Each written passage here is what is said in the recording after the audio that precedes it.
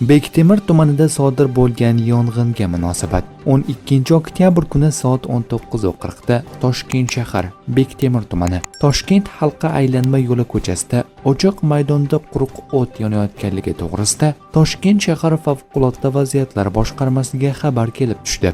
Yong'in qutqaruv ekipajlari aytilgan manzilga yetib borib, yong'in soat 20:14 da o'chirildi. Hodisa oqibatida jabrlanganlar yo'q. Futsiga ko'rishingiz mumkin. Ichkarida mana pajarniy deydimi? Pajarniy chiqyapti-da.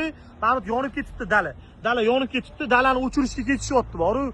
Futsiga 5 lik, ha.